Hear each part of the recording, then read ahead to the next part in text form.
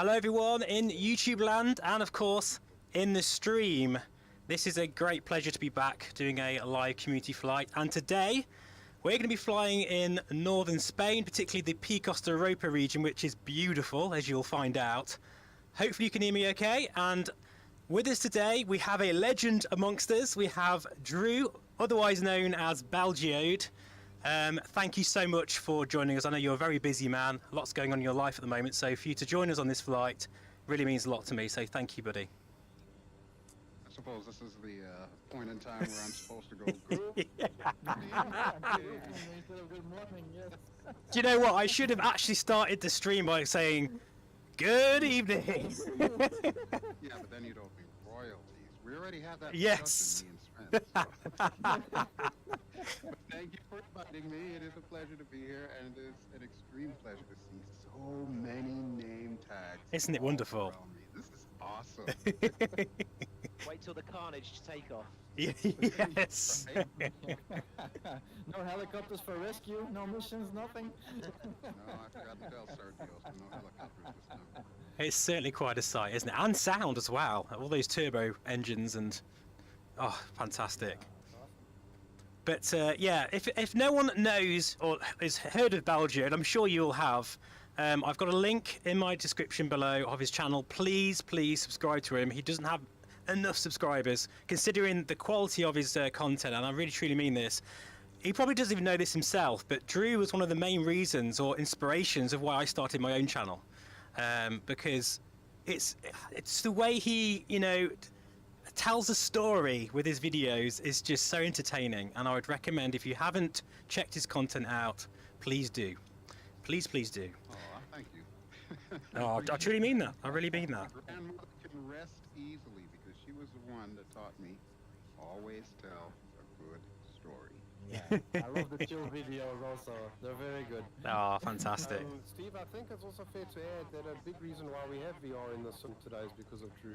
That's exactly right. Part in getting going. Absolutely, Well, yes. I didn't do it all by myself. It took the entire community effort. I mean, yeah, I'll own up to the fact that I was the one that was basically in their face about it and said, how can you release Microsoft Flight Simulator without VR? Yes, exactly. But they challenged me to prove to them that it was going to be a worthwhile endeavor, and everybody rose to the occasion. Yeah, We're it's, already 10% of the entire community and growing. If you ask me, I think it's actually bigger than that. The problem is, where we're getting our numbers is from the Navigraph survey that comes out every year. Yeah. And as you know, a lot of people don't like to do surveys. So I'm pretty sure there is a quiet contingent that will never do a survey but are very much into VR, very much use VR, but their numbers will never show. And that's kind of the thing, you know, in it's this a very good point. particular kind of hobby that we do, the visibility and the representation does matter. So if they don't know that there's a whole ton of VR people out there, they're just going to think, you know, we're just like a tiny percentage. Yeah, that's a very good point actually, because I think it's more than 10%. I was quite surprised when that came out, but you know, like you say, no one really likes to sit there and do a survey, but I think they're probably having too much fun in VR. Probably that's the problem. But yeah, I think there's definitely more of us than that. I think so. Yeah, I would definitely agree with that. And that's the unfortunate part about it, because there is no real way for everybody to be stand up and be counted, unless of course they actually make the effort to get out of the VR headset for a couple of minutes and do something like a survey or something like that. I don't know, maybe because of the fact that we run the various Facebook groups dealing with VR, maybe we can put that call to arms out there the next time something like this comes up. Maybe not a 30-minute survey, but you know, anything that'll allow us to have more visibility, I guess. Yes, definitely, yeah. And you've always been an advocate, not just of VR, of course, but you know, to get that information out there, you know, especially when there's even just updates and things that people need to know. You're always there, you know, sort of saying, remember, or you say beta, don't you? Beta is beta, or beta is beta. And if, you know, things like that, if you're gonna participate in, you know, testing, please do test. Exactly. And I mean, that's going all the way back to when Microsoft Flight Simulator itself was in alpha testing. I mean, because of the fact that I was one of the people that went out to Seattle, it was pretty much a no-brainer. We already cut that deal from the moment we were out there. As soon as it goes to alpha, we want in. Yes. And it was a lot of work, actually, testing the sim itself. I know a lot of people are like, oh, you basically just flew airplanes for the entire time. No, we were reporting as many things as we possibly could, because Absolutely. if you want to get this thing right, you got to tell them what they're doing wrong. Yes, absolutely, definitely. Yeah, a lot of people And think it's still a an quick... ongoing process. It is, and I mean, really, you know, would you say this sim's still quite, you know, young, and it's quite early in its infancy? Obviously, it's been out for a while now, but considering the complexity of what they're trying to achieve here, I think there's still, you know, there's still a ways to go, obviously. But in terms of its development, it's still early on in its. I mean, it's a 10-year project at the end of the day, so Yeah. you know. Only about a year and a half, Steve. Has it been a year and a half? Am I saying 2 years? Yeah. No, it's been a year and a half. Yeah, Yeah. yeah, that's amazing, isn't it? That's not very long at all. And that's the thing, the whole 10-year plan, a lot of people take that to mean the sim will not be ready until 10 years, and that couldn't be further from the truth. What they're doing is, yes, it will have all of the features, obviously long before then, but the plan is to evolve it so that way it remains current and it remains relevant. This is all stuff that, you know, I've discussed with the developers themselves in the past. They don't want this to become a stagnant sim the way that FSX did. And obviously, none of them at this point in time plan on ever having, you know, Microsoft dump the title or anything like that. Of course, we don't know what the future may bring. But Yes. one thing that we do know, as long as they are still on the job, as long as they are still sticking to, you know, their 10-year plan, we can probably expect to see a lot of really good things come out of this sim over the next few years.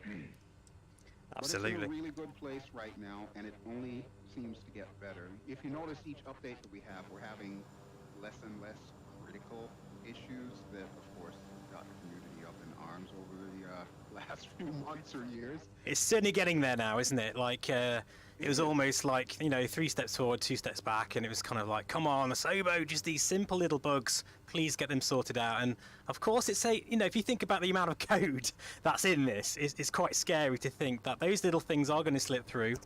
But I just hope that they can really make that process a bit more robust, particularly whilst some, you know, they're having a public beta now, which is obviously going to help, so long as people do their job and you know, see it as a beta rather than. The whole concept of the Wow. beta test, you would have thought that they would have, you know, gotten that from the get-go, because I mean, how long was this thing in alpha testing? But it actually took for the community to, again, stand up and be counted. We wanted there to be a beta test because we were tired of every single update there Yes. being so many critical issues that should not have been missed if they would have actually had a fair amount of time where people could have tested and reported. You see, guys, Drew, he knows his stuff. It's so good to have him here today. It really is. I just love your insight on all this as well. Look at this. Look at us all. Right, should we get this? Should we get cracking with this then? Look, it's quite a sight seeing you on the runway. Aviation fuel. I know. I'm starting to. Oh God, I can smell it. It's a fantastic smell. Right, let's go then. I think whoever's in front. I think is that you, Sven? Can't tell. Yep. Right, crack on. So what happened to be spent?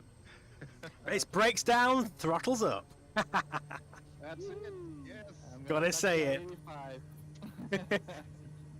Oh, looks like my Kodiak has a bit more oomph off the line in your 414. I'm going to go straight through your aircraft, Sven. Sorry about that. I obey the limits of the engine, huh? I'm up. Stampede. Oh my God. Look at that. We drag flaps. And then it's left for the flight path.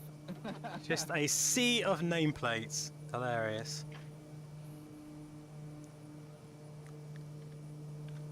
ATC just told me I wasn't clear to take off.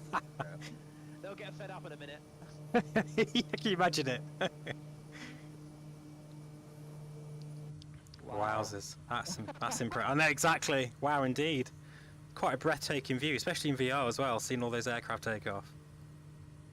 All right, I'm going to be tail end Charlie here, so I'm rolling down 2-9 right now.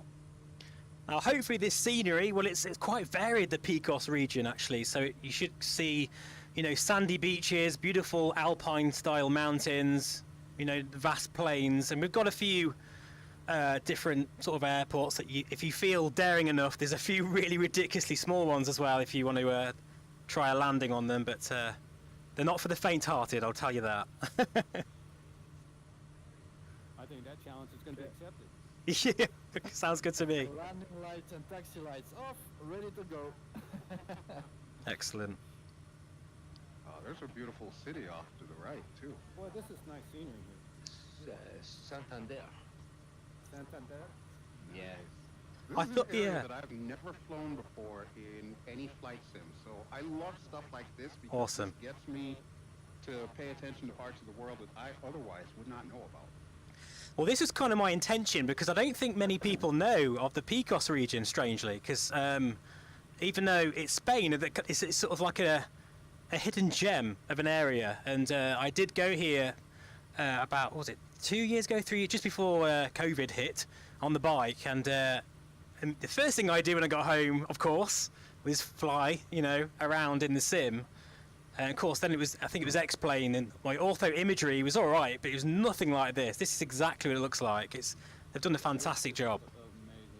Amazing. Yeah. This is next level here. The first thing that comes to me, Steve, is notice how green it is. I mean, southern Spain's quite arid. Exactly. isn't it? It's quite dry. Absolutely. Yeah. Yeah, you wouldn't expect. There's so many different colours on this particular flight plan we're going to do today. There's so many different variations of colour. It's fantastic. What do you recommend is flying high, Steve? 1500? Well, actually, yeah, I recommend about 2,000, 2,500 tops at the moment. But then after we reach the first waypoint, we'll need to start climbing up to around 8,000 feet. But just do it gradually, because the mountains kind of they start to raise, you know, very gradual. I think the tops of those mountains are around 9,500, 10,000 feet, but there's plenty of room either side. So. Alright. The RB7's a great little aircraft for VR. Lovely mixed field of view. I'm slowing down to 150 knots because this bird is wicked fast. Yeah, I mean, What I do know is the tourists are going to get a fat and they come through to El Capricho Villa. Start bombarding them there. We can fly over. What time of day and weather people got set? Live. I've got live weather, live time. It's all right. Yeah, me too. Weather's good.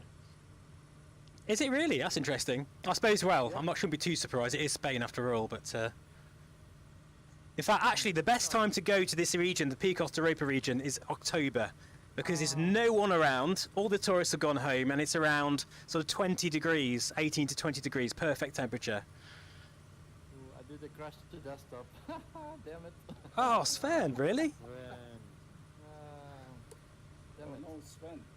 I'm going to say that was. I thought you got those issues sorted out. Bang. I'm in beta 3, so... Yeah, I've had a few actually. I've had a few CTVs lately. Yeah. Sad to hear that. Yeah, I've had a C to do. Freeware, so I don't know. Yeah, I've had C to do when I switched to VR. I recognise that voice. Is that Mike? It is. How you doing? You're right. Thanks very much. I'm fine, mate. I've got to be. I've just ordered a new motorbike, so I've got to be all right. Oh, fantastic! Come on then. What you got? It's a Bmw R1250rt LE. Oh, beautiful. Very, very nice. Is that the new one with the LED lights on the front? It's a That's the different one, yeah. face. That's the Yeah, one. yeah, very, very nice. I had it for a test ride for 48 hours, which was very, very good. I know it was fatal. It was really good. It's unbelievable. Oh, do you know, I've been looking at getting a Beamer again. I test drove another K16 the other day, one of the 2020 versions. Oh yeah. Yeah, beautiful bike. BMW is 1,000 RR. I don't like the luggage on the new one, Steve. It looks more like an Indian or an Harley now, doesn't it? Yes, I agree with that. Well, there's the bagger variant, isn't there, as well, which looks, yeah, it's not my cup of tea, personally. No. Engine on the K1600 is super smooth. It's ridiculous. It's so silky smooth. It really is. Yeah. It's just no vibration at all anywhere in the rev range. No. Keep on going. Whatever gear you are in, you punch that throttle, it goes. Yeah. I remember the R13, remember the R80 boxes used to, when you sat at traffic lights and you just revved it, used to swing from side to side. You don't get any of that on the new boxes. It's amazing how they've balanced it. Ah, that's interesting. Torque reaction. Yeah. Yeah, that's been a complaint. Well, ever since it was a thing. Lots of twins have been made. Yeah, exactly. Yeah, pretty much. Yeah, I like the K1300. That was nice. Do you know, in many ways, the K1300 is the better bike, really. I think it's more reliable than the K16, in my opinion. It's lighter and it goes just as well. Yeah, it's The sportier. one I had for many years until I crashed it. Now there's a surprise, again. Yeah, but it was not my fault.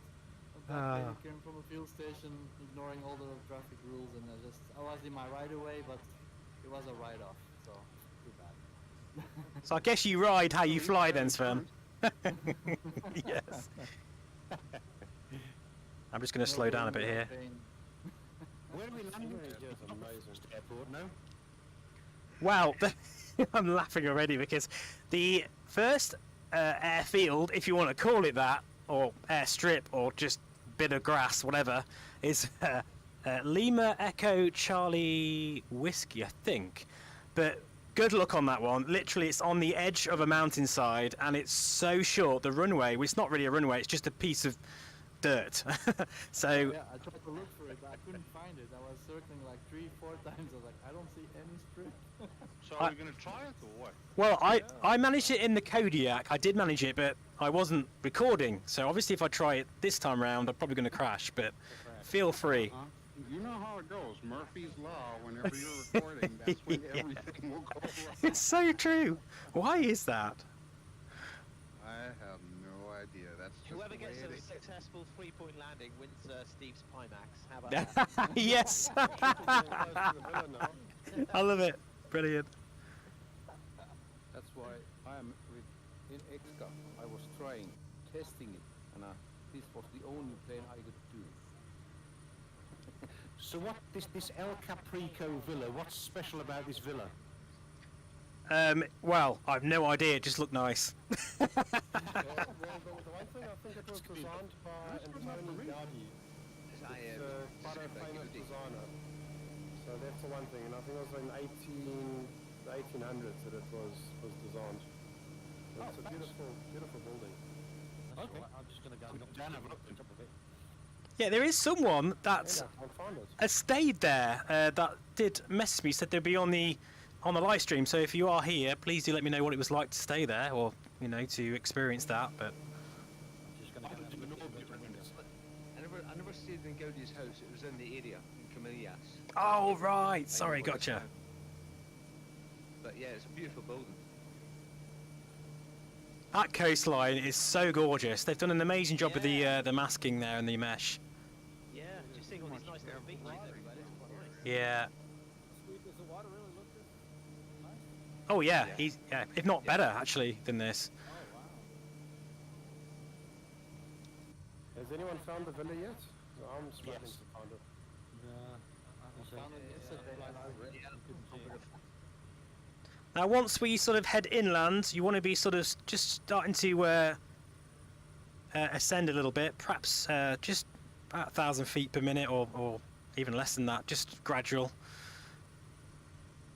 Because the next waypoint, as I say, that's the airfield.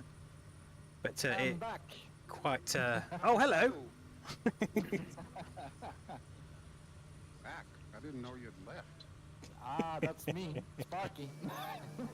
Come and get. I'm not even going to ask why you're back. It's so weird. The moment Sparky Sven crashed out, my game started running smoother. Yeah, I'm a big system hog. Totally stealing your systems. Well, thanks guys for coming and joining today. I do really appreciate it. It's been a while since I've done one of these as well, so I wasn't sure if anyone was going to turn up, but no, fantastic. Are you kidding me? That's pretty much the only thing that people have been asking for the last few weeks has been a group flight. Yes. Almost every group that I am in, everyone's like, hey, when are you guys doing group flights? Do you guys ever do group flights? Yeah. I always forget how much I enjoy it until I do it again. You know, it's just a fantastic way of spending a Sunday afternoon or evening. It is. It definitely is. Wow. I'm just looking at Uzu there and his RV14 in close formation. Very nice. Very, very nice indeed. I just see a bunch of names. Anybody else have issues on the RV7 freeway with losing avionics? Negative. Okay. But I can tell you though, Steve, is I nearly displayed my spin characteristics while I was orbiting the villa now. That was nice. That was good. At some point you'll have to sort of show me a spin. If you can just maybe pull up alongside me and I'll just watch. And you know, is there any particular, because you know, I think with any aircraft generally to get it to spin is the best way to do it is to kick the rudder in just as you're about to stall. But I guess every aircraft's different in the way it behaves, and of course you're a real world pilot, so you'll know more than me. Yeah, I think the key is just pull the stick back as hard as you can while you're kicking the rudder and you're cross controlling on the stick. You should be able to get into turn, because first the nose will drop, and then there's normally a small delay. First the nose drops and then it actually enters the spin. Yeah, I tried all that, but it just didn't seem to want to know. Has anyone been able to get the Simwork Studios aircraft to spin yet? Because again, I really struggle with that. No, to be honest with you, I've never actually tried it. Normally, I am the first one to do shenanigans, but in this one, I don't know. Maybe it's because I'm flying in this particular livery, but I just want to sightsee. I don't want to do any shenanigans. No chipping paint. Yes, exactly.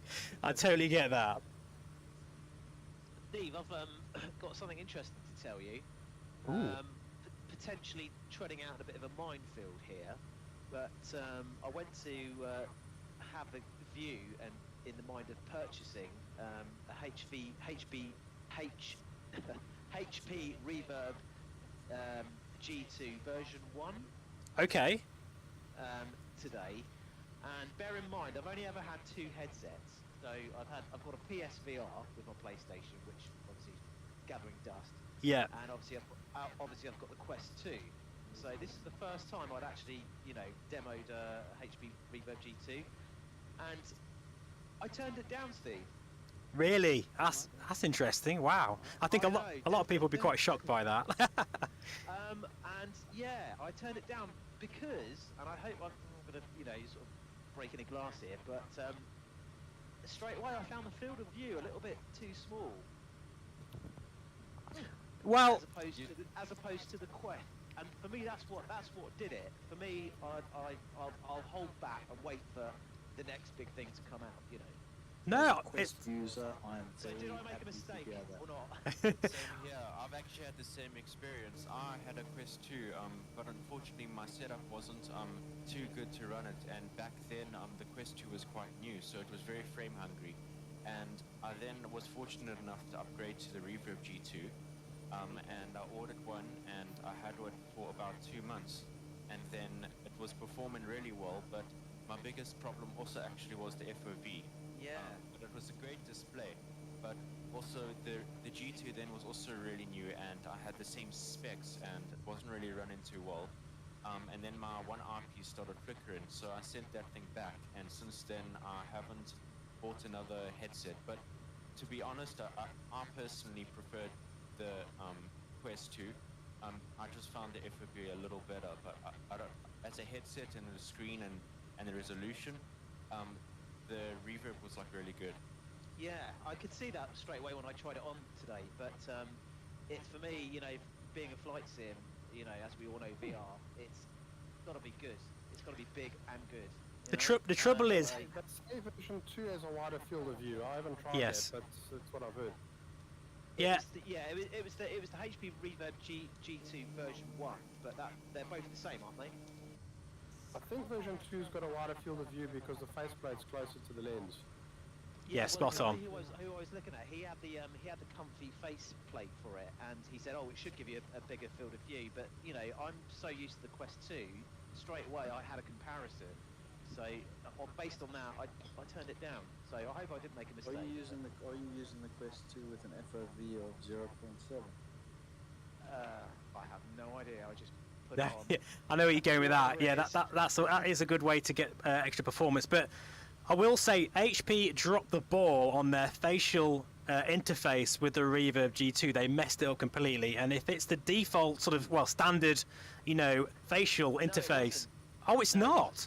He had the nice spongy one. I'm sure I've seen it on your YouTube videos. It's, What? Oh, from VR cover. Yeah. Oh, yeah. right. Don't forget, Okay. This is the first time. Don't forget. This is the first time I've ever put a G2 on my head. compared Interesting. To the Quest 2. So yeah, maybe I didn't give it a chance, but that's what struck out straight away. With the Quest, are you using a thinner facial interface for that as well, or is it the standard one? No, it's got the out of the box. It's got the out of the box one. Okay. Okay. I would recommend, if I may, to buy the VR camera facial interface for the G2. That's a really good one. Sharkier, by the way. Yeah. Ah, Uwe! Good to see you, buddy. Hi, my friend. Hi. I wasn't sure if you were going to be here or not. It's good to see you here. Right, guys, I am literally above the airfield that I'm talking about. If anyone wants to have a go landing there, feel free. In fact, you know what? I think I'm going to try it myself, actually, because it'd be hilarious to watch me crash on a live stream, because I've never crashed before. So why not? Let's do this. So you won't crash. Now, I'm telling you now, right, folks, this is hardcore. It's very difficult. You not go shenanigans outside. Oh, hang on. I think someone's already there in their SR22. Unless it's someone else. Really just for fun. You can see that name tag, guys. Actually, that's a perfect... I don't know if that's anyone here or not, but that will give you a marker of where the airfield is. What's his name, Ted? Oh, right, yeah, I got it. Can you see? David is there. Yeah. David, no? Ah, there it is. Yeah, I see it. Oh my god. That's great. That's great timing. Oh, there you go. Yeah, flexing going. I can land on that. That's Yeah. a plus stand. Oh, do you know what? This is going to be hilarious watching everybody. Oh. Wow. Okay, here we go. Right. I think already I'm too high and too fast, so I'm going to have to side slip. Gear down, flaps down, everything down. Good luck, folks. And whoever lands the best wins my Pimax, apparently. So we'll. we'll just, I thought it was the Aero. yeah, to get it off my face first. Oh, Jesus. I don't even know where we're at. Oh, someone. I see you now. Martin's. Oh, Martin's falling down this slope. I'm too busy looking at other people. Oh no. Down here you'll find a box of Pimax. It is absolutely crazy. This is. I do apologise for adding this to the flight plan. But why not? Yeah, I think it's wonderful. It's been Nailed it. Stop! I need to stop. Oh god, I actually made it. That is a miracle. Keep low. So there's no need to go inside the aircraft. Careful you don't roll back once you hit the brakes. Oh, Oh. I cannot do that. Sven, I just saw that. Oh no, I'm gonna go around that. I was still going 140. I just saw you at the corner of my eye go around. It was hilarious. Oh no, I'm dropping. No. Look at him coming in like a flock of seagulls. I tell you what, I've got a bird's eye view here. Where's Drew? Where are you? Are you going to attempt this? I am just to the east, northeast. Roger that. Oh, I'm DIY about Beyond everything. 3D. Hello there. 5,000.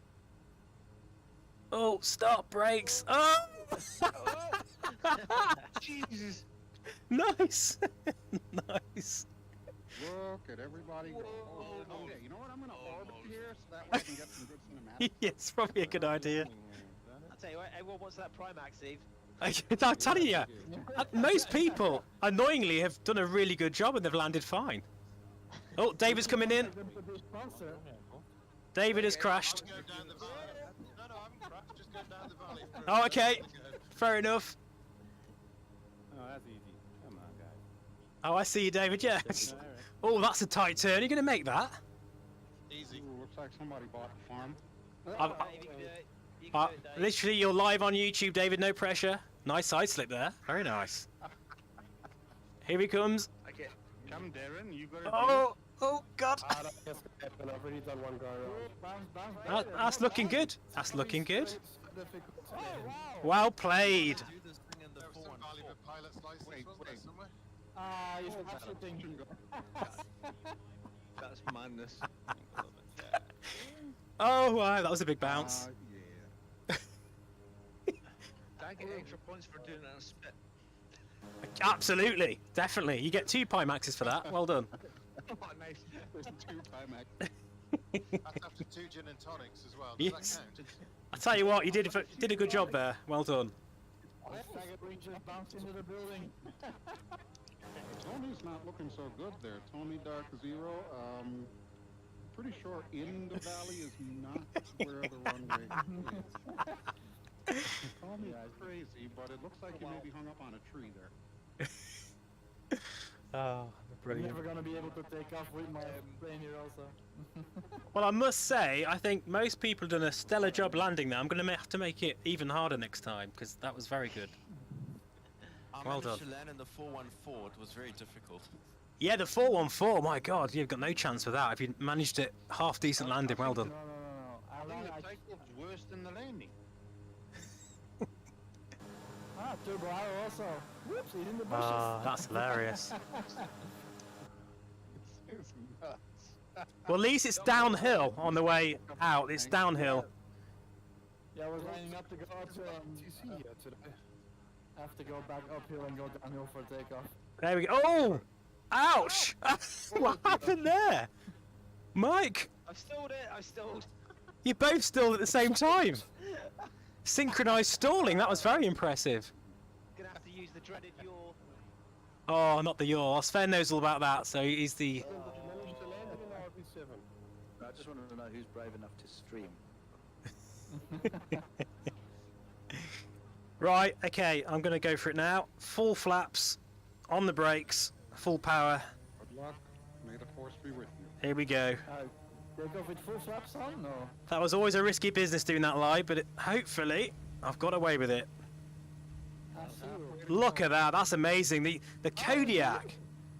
Yeah, It's like a it's like a pogo stick, literally. Like, I cannot make enough speed. That was very good.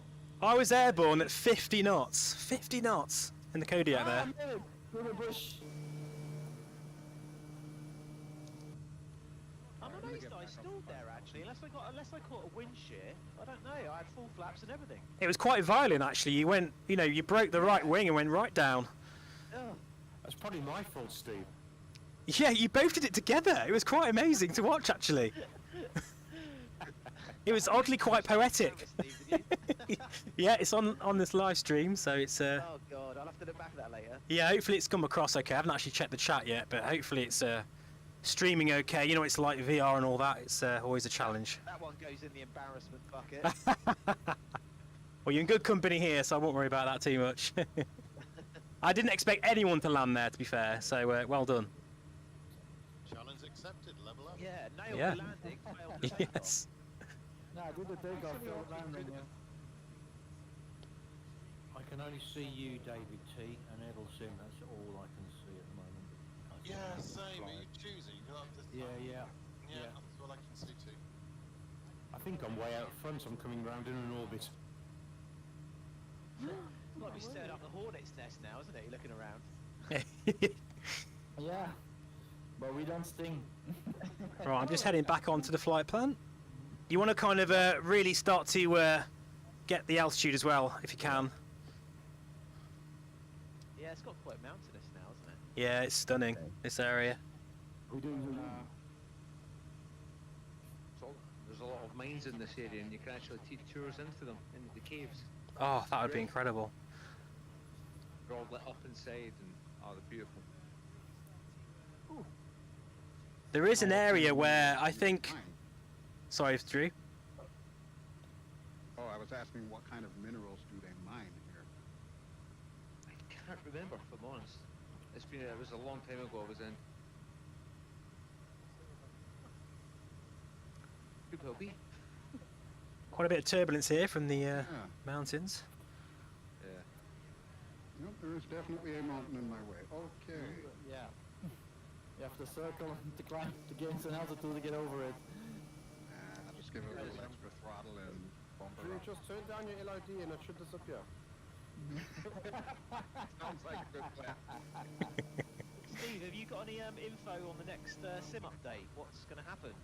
I've no idea. Honestly, I don't have any inside information when it comes to Asobo at all. So I don't know. Yeah. Right now, Sim Sven update 9, probably yeah. can't that better than us. Yeah, actually, Sven is the guy to know because he's you're running the latest sort of beta, aren't you? Yeah. Which version are you on now? Is it the third beta version? Yeah, with .70 at the end. Okay. So and there's still some bugs, but I have to report them also. I don't know, maybe it's also flying a beta plane into a beta air. It's kind of difficult to see what is what. Is it just the sim update, or are they adding anything new, any new content or anything? No, new content, just sim updates. Well, if I remember correctly, when they had originally talked about Sim Update 9, it was basically supposed to be bug squishing for a lot of the default aircraft and, of course, you know, like the flight models that it comes with. Yeah. So Yeah, I don't really think we're going to be getting a lot of content. Maybe they might throw in, like, you know, one of them local legends or whatever it is that marketing says they need to sell more of. Yeah. A lot of improvements on the F-15 and the Civ 972 with the new dynamics. Yeah. That's always a bugbear of mine. I thought the F-18 flies awfully, actually. It's You've hit the nail on the head there, Drew, with what you said, though. Like, you know, it is all about that pressure, isn't it, of what they want to do, their passion for the sim, but also what the pen pushers are telling them to put out as well.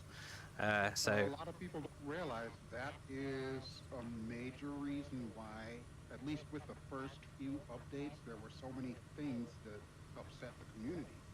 Because here you've got the developers basically caught in the middle between what the community wants, which of course is what they want to do. Because you got to remember, these guys fly the sim as well. They don't just, you know, punch in lines of code. These are guys that are flying multiplayer like anyone else. But they still have to kind of bow down to whatever marketing says. Xbox platform. Yeah, and that's the WASM, the sandbox. That's the issue, though. For the more complicated planes like the F-35, the Concorde, they're dealing with that sandbox issue for Xbox. Well, if there was one thing I wish they could sort out, it's in-cloud turbulence, updrafts. No, just the whole turbulence, Darren. The whole turbulence issue. It's a problem in VR. Because yeah, I've heard this quite a few times. I don't quite understand what the issue is. Please explain it to me. What is the problem? The issue is when you're flying the plane in VR, it feels like you're flying it on rails. Whereas when you're in 2D, you can actually sometimes see some of the bumps and grinds going through the turbulence. So you don't get that in the VR. In fact, I don't know if you remember, but in X-Play, there was XP Realistic, which came out, and when you flew in VR with XP Realistic, it gave you that sort of feel, which you don't quite get yet. But do you mean then some sort of artificial movement within VR? Because I don't think that would work very well. I think that would make people feel very sick. It works very well. Oh, okay. Realistic. And there is, of course, FS Realistic, which is That's for sound, same huh? people as XP Realistic. Yeah, I've spoken to But I don't know that they've actually incorporated the shake, at least as far as VR goes. I would love to see They've that. incorporated the prop shake, the vibrations. Yeah, the Not vibration. for turbulence. And the sound shake. I'm getting a lot of turbulence here in the mountains. So I mean, when it comes to ground-based turbulence, you know, it's there from the adiabatic and katabatic winds. It's the cloud-based updrafts. You know, you can go through a thunderstorm and there's no movement whatsoever. Yes, I agree with that. Definitely. No, that's 100%. The weather needs to be sorted. That is a major problem. If you go through any cloud and you're flying a real aeroplane, and you fly through a cloud, you're going to get turbulence. It might be a small cloud, but there's a small amount of turbulence when you go through a cloud, and that's a problem. yeah. Martin, what happened there, my friend? Essentially. I thought you was in trouble then for a minute. Yeah. I've played so much Martin, you are cheating. with the V7, and this one's a bit more fun. Oh, you're just a little bit quiet still, Martin, but I can still hear you. But if you, I don't know whether you can go up a little bit, but Thanks, Hoover. Yeah. yeah, I do agree with that. Like, you know, if you fly through a cumulonimbus cloud or you know anything, you know, a thick area cloud with storms in a GA aircraft, good luck to you. But in the sim, it's far too smooth. So we do need. Yeah, it's way too smooth. I mean, people have died flying into cumulonimbus. Yeah, yeah. Steve, did you ever have Ace Combat for the PlayStation 4? No, do you know, I've never owned. The only console I've ever owned was the Sega Master System when I was a kid, and that was it. Right, okay. So. I didn't get an Xbox when I came out on the simulator. Yeah, the whole reason why I got into PSVR was because of that Ace Combat, which never Yeah, really well, came out. that was the first VR flight sim experience I had. So it was quite good actually. I think when you flew into the clouds, you could feel the noise and the windscreen would ice up and everything. It was quite good. I think in terms of weather dynamics, I still think Flight Unlimited 3, if anyone's remembered that, still holds the crown for sort of weather-based physics, particularly in clouds and sort of that. I get a feeling vulnerable within a constantly moving, you know, medium of air like you would in real life. I do think Flight Unlimited 3 really did well there. If any of you remember that, it's a fantastic sim. Yeah, It's what was that only on, 20 Steve? years ago. Say again? I think it was only 20 years ago. Yeah, it came out in, was it 99? 98, 99? Yeah, 1995 or 6 or 7, 8. Okay. It rings a bell. I think I did. I think I may have had it. I'm near the turn spot. If you flew into a storm, literally in that, your wings would be ripped off. Quite literally ripped off. It was quite incredible, really. Quite scary. I'll pass on that, thanks. I'm here at the mountain top. I have to take a hard left. Yeah. To follow the flight plan. Yeah, I've just kind of gone round on the flight, but I think the waypoint is a little bit further out, but that's fine. Now, just to say, I want to kind of bring Drew back into this again, and Having fun just sightseeing. I just, Yeah, these mountains are wow. I am actually curious to ask you, what started off your sort of passion or your idea to even become a YouTuber? What started it off? I'm just curious because everyone's has a different story here, and I don't know. I think it'd be quite interesting to hear that from you. If you want to tell us, you don't have to. I mean, you kind of know a little bit of my history, but I guess for the viewing audience, I actually started out as a musician. I was a bassist. I've done many different styles of music, from like death metal to jazz, reggae, blues, rock, you know, you name it, I've done it. And I did that for like 26 years. Off and on, I've always had a love affair with flight simming. So in my downtime, that's what I used to do, you know, like FS 2004, James, Falcon 4.0, all of that Oh, kind of stuff. Falcon 4, yeah. But it never really dawned on me that I could do any kind of video stuff until I got into Twitch. Oh, And it was okay. through Twitch, where I just started, you know, just playing regular games. I think I was doing like, what, Far Cry or Star Wars The Old Republic, Guild Wars 2, stuff like that. I had the YouTube channel back then, but I wasn't really doing anything with it. And finally, I put like, you know, 2 and 2 together, and I was like, well, why don't I just fly? I mean, I don't intend to like teach anyone anything, and anybody who comes to the channel will realize, yeah, sometimes I'll give you like tips, tricks, pointers, or whatever, but I don't ever claim to be an expert with any of this stuff. So you're But not gonna that's learn good something because really nobody on my is. channel. Let's be honest. You know.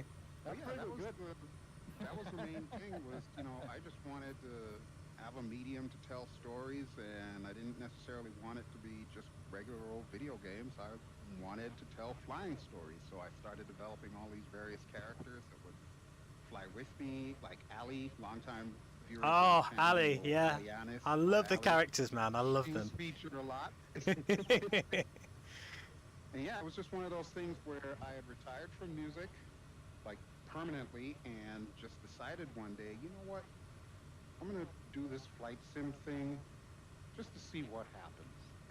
It's funny, isn't it? Because And as a what's musician the as well, yeah, like because you know, as I don't really play in bands as much as I used to, and in some way, recording YouTube videos scratches that itch because it's still that creative outlet.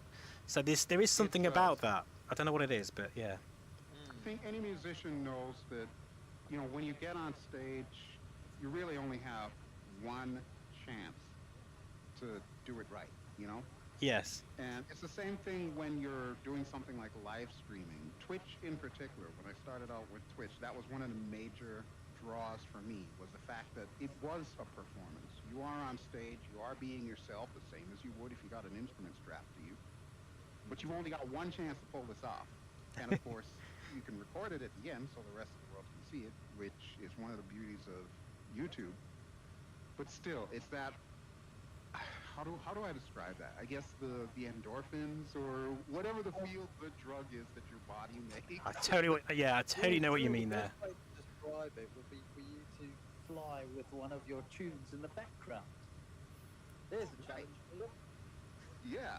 In fact, yeah, I wish I'd have done that now. I'm quite annoyed with myself not that I didn't think of that, because I could have actually played one of your tracks as part of the live stream. Damn, that would have been a brilliant idea. There you go. There's the next one. Maybe next time. Maybe next We'll time. definitely do it again. There's Definitely. back to pick from too. No, but I've heard some of your tracks on your videos, of course, and they're definitely my cup of tea. That's for sure. I love him. Man, my secret's out. Okay, yeah, so because of the fact that I've retired from music, that doesn't necessarily mean that my entire musical legacy has to be destroyed. Of course So not, yes, every now and then you will hear a song that I wrote or co-wrote, in the case of some of the bands, but in some of my videos. And it's kind of like my sneaky way of letting the music live on without having to play it again.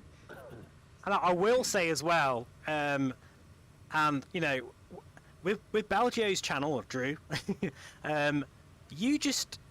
you upload what you want to upload, whatever you're passionate about, whatever you want, whatever story you want to tell, and it might not be flight simming, it might be Skyrim, or it might be something completely different. And what I love about your channel, Drew, seriously, I really truly mean this, it's not driven solely by views. Now, many YouTubers, including myself, we're all guilty of producing content in the effort to draw in as many views as possible. Of course, you know, that's kind of what YouTube is about in some ways. But you've always stuck true to doing whatever you wanted to do and upload whatever you want, you know, what interests you, regardless of whether it has 50 views or 50,000 views. It doesn't matter to you. And that is rare. I don't really know of any other YouTuber that thinks that way. So I just want to get that out there as well. Initially, I was going to go by, you know, the number of views. Like, yeah, of course. Obviously took off, pun intended. Yeah, like the Microsoft Flight Simulator series really did. Series that I did. Yeah. Years and years and years ago, I did this Vietnam series, which was supposed to be kind of like a documentary. Each episode, I took one aircraft from the Vietnam era that I happened to find a model for FSX. Just to say, sorry guys, sorry to interrupt very quickly. We're landing at this next one. If you want to have a quick landing, we can all kind of group up at this next spot, which is Lima Echo Romeo Uniform. If you want to, we'll have a landing there if you all fancy it, guys, so we can have a quick drink and whatever. Yeah. Sorry, Drew. Carry on. No. So yeah, with shows like that or series like that, yeah, it was mainly about views, because at that point in time I was building the channel. But I also used to do, you know, like little side stories. Like the Skyrim thing is not a new thing on my channel. The only thing that's new about Skyrim is the fact that I'm doing it in VR. But if you look through the history of the channel, you'll see there's always been a Skyrim mini-series or something like that. And I like to do, you know, stuff like that because, number one, it's a break for me. Yes. A lot of people don't realize how much work goes into doing flight sim videos, and especially the military-based flight sim videos, DCS, or even Arma 3, if you want to count that as a flight sim. It's a tremendous amount of work just to do the mission and get everything done right. So in those cases, I'm not really doing it for the views. I'm doing it because I created this mission. I want to fly this mission, and I want to, you know, tell an entertaining story with the mission. And my rule has always been the same. Whatever happens when the cameras are rolling is canon. Yes. I think that's because of that. That's it. Yeah, because of the, obviously there's certain elements that you want to script and obviously rehearse and work on, but it comes across very organic, because at the end of the day, whatever happens on that mission, you keep it all in. You don't redo it. If something goes wrong, you keep it in, and I love that honesty. Yep. You know, there's so many channels out there that do everything perfectly all the time, and I find that synthetic. I find it just, you know, not very relatable. So yeah, again, I love that. You gotta have the mistakes, because I mean, of course, you gotta have a way to connect with your audience. You're not, you know, a machine, a robot, or anything. You're a human being, and like any human being, sometimes you don't have the best judgment. Yes. We all know that. Especially as musicians, you know, if you're on stage and you flub a note, you keep going. There's no time to stop exactly. and beat yourself up or, you know, redo the entire song. No, you just keep on going. I always call it jazz. It's just a bit of jazz. That's what it is. That's what makes it live. Absolutely, yeah, too right. No, it's cool. Very cool. I think it's that ethos you have is why the channel is so entertaining to watch, because it comes across, as I say, very organic, very, very genuine.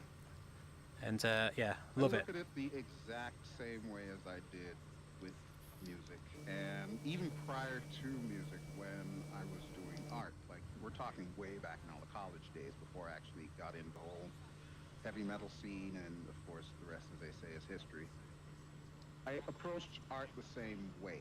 Yeah, I'm gonna make mistakes, but I'm still doing what I want to do. I'm still creating a piece that I know at least one person out there is gonna get it, you know? Yeah, absolutely, yeah. It's the same way with music, and I found that it's the same way with the video. And it was actually, I don't know if you remember Frugal. Frugal Sim, legend. Large, humongous. He is the real legend. He's the guy who got me into this. Absolutely, yeah, he's a legend. I miss him. I really miss his videos. He was the one who told me many years ago when we had met at one of the conventions, it doesn't matter if you get 5 views or 5 million views.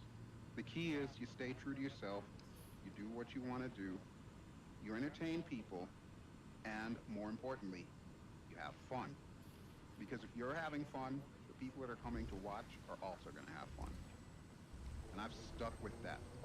That's great advice. That is great advice. So Drew, I have a question for you. Yeah, sure. Tell me about the purple hat with a feather. Where did that come from? Great question. The purple hat, and then I'll tell you the real story. So the myth of the purple hat. Everyone sees the purple hat and, of course, the purple suit, because you know there is a purple suit to go with it. And people automatically assume pimp. Couldn't be further from the truth. That is not the case. The story is really simple. When I started the YouTube channel and I was big into Twitch, one of the main games that I used to play was called Guild Wars 2. It's still around today. In fact, I think they just dropped another DLC or expansion or whatnot. But as a beta tester of Guild Wars 2 and then subsequently playing it for a few years, my character always had a purple hat with a green feather, and he wore like a purple, I want to call it like a steampunk designed suit, something along those lines. It's obviously not that, because obviously Guild Wars 2 is a fantasy game, so there's some concessions to be made there. But pretty much everybody who knew me on the server knew me as the purple hat guy. And it stuck. And then, of course, it got brought over to Twitch, got brought over to YouTube, but then it got brought over to real life because the woman that I was dating at the time happened to find that hat and the purple suit online, had no idea what my physical sizes were, you know, like my suit size and everything, but she ordered it. She just guessed, ordered it, it came, it fit, and the rest is just history. It was meant to be, wasn't it? Fantastic. It was meant to be, and ever since then, it's become the symbol for the channel because it's probably the most recognizable aspect to it. That's great. Yeah, that's great. Is that a coupe? Is that Does anyone actually know that? Have you ever told that on YouTube before, Belgium? I feel like this is an exclusive we've got right here of that story. You know, I don't think I've ever really told. I know I told it to, who was it, PC Pilot or whoever it was that interviewed me, or it might have been FS Elite or something like that. Somebody did like an actual magazine interview.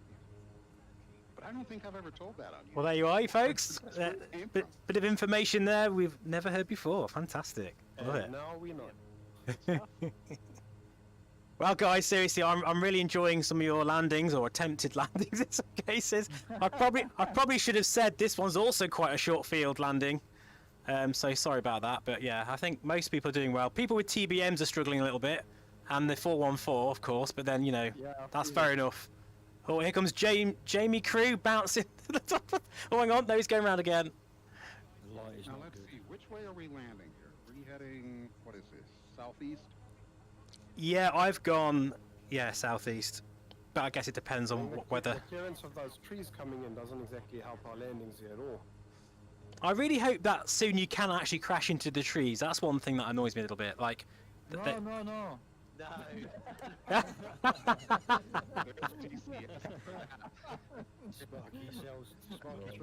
Do you have your crash detect on or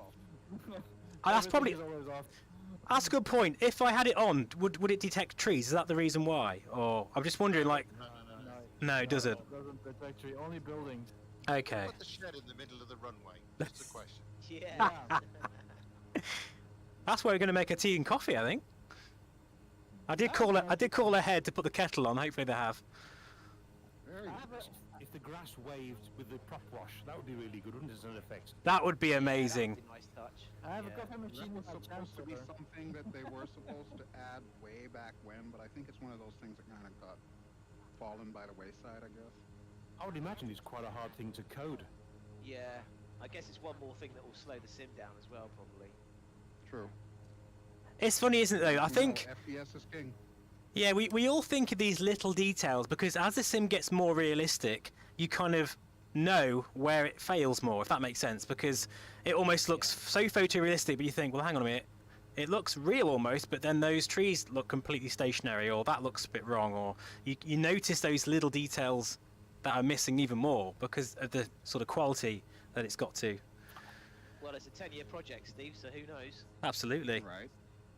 And It's very consider true. the current audience as well. The fact of the matter is, VR users are going to have a more critical eye because we can actually see more. Yeah, And we we're can actually see it inside more the sim. close. Yeah. Yeah, we're gonna touch and feel it and smell it later on. I don't know about smelling it. I think that's probably why we're so sensitive, I think we're more sensitive to the incline-based turbulence, for example, because you do feel everything when you're in VR and you want to feel that, so it makes quite a big deal. Yeah, definitely. Right, folks, I'm ready to crack on again if got no objections. Coffee already, Jesus. Oh, we can wait 5 minutes, I don't mind. Whatever wants to do, really. I'm orbiting here. I need to check my gas. What is my gas? I'm going to say, Drew, that the RV does drink quite a bit. I guess it does. Actually, Looks like my tank is almost half. my Kodiak needs a bit of a fill up as well. Better do that now. I'm just Do going you to... have, do you have a... Hello, Steve. Oh, hello there. Now, hello, I'm Hayden Lucky, and I joined to us. Good to have you with us. Yeah, I'm doing the base on the landing. Okay. So please waiting for me. No, honestly, we will wait. No problem. We'll actually all watch, so no pressure. Don't crash. In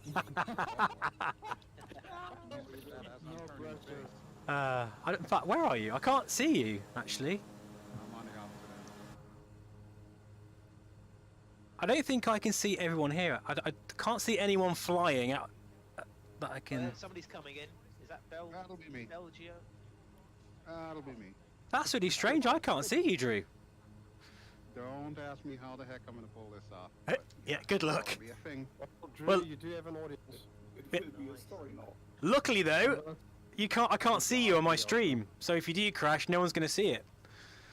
Yeah, It's about to be a touch and go. Oh, he's coming in a bit hot. Oh. It's a touch and go. It's... go around. Oh, why? Okay, guys, go on. I will be joined to us. Oh, I wish I could see you. That is strange. Guessing that's not the direction the prevailing winds are. I think multiplayer is still limited to 30 aircraft, if I'm not mistaken. That's probably why we can't see him. That's why. That is why then. 30 or 32. I thought Mark said it was 50, wasn't it? It Not draws true, yeah. 50 in the closest place to you. He's got a special version, Mark, because he's such a legend. So he can have 50 players. He's a gold member. Yes, he is. Yes. Yeah, I was quite surprised to hear that about the G2. But have you still got the G2 at the moment to try, or is that it? Whether you can sort of play around with it a little bit. Oh, me, Steve. Yeah, sorry, yeah. No, I drove up to over to the New Forest today. Okay. The demo here. I mean, I drove to the guy's house because I said, look, you know, I'll come and have a look at it. I don't want to waste your time, sort of thing. And yeah, just yeah. I think So- if the field of view is the only thing that annoyed you about it, then the V2 version will absolutely solve that for you, because the field of view on the newer faceplate is a massive difference, actually, compared to the compared to the stock interface. The one you were using is probably better, but it'll still be an improvement, because even the VR cover, facial interface, which is thinner, Yeah. it's still not as good as the. It wasn't just that, Steve. It was also the other caveat was it's like obviously the G2 you've got to plug everything in.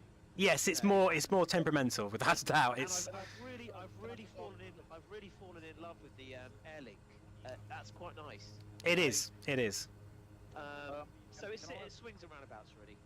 Yeah, that's fair enough. And about the guy who's, sorry, I don't know your name, the guy who tested out G2 in the New Forest. Cripsy77, yep. Cripsy77, hi, it's Pete. Just a question for you.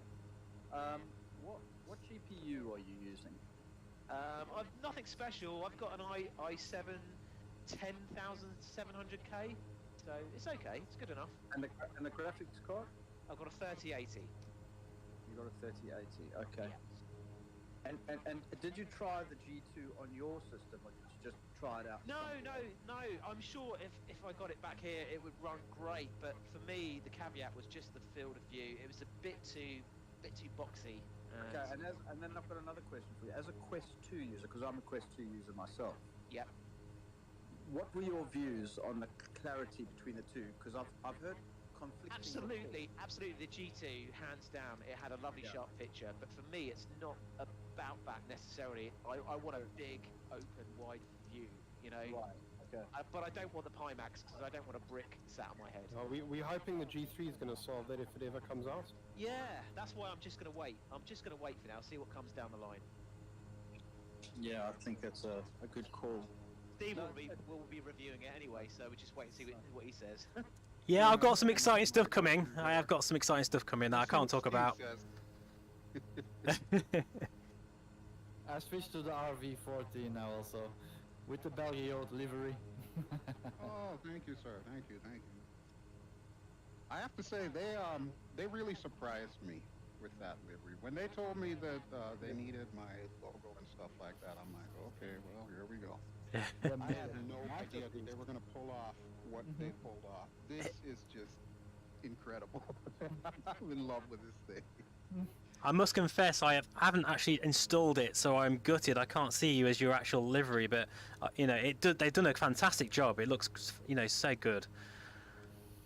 Them look good. I saw Av Angels, and hers looks absolutely incredible. It made me laugh, because if they ever asked to do one of mine, I would actually say no, because my logo is like the shittest YouTube logo you've ever seen. It's so crap. Like, I would hate for it to be, on any aircraft. So, Just green and on the tail, it's nice.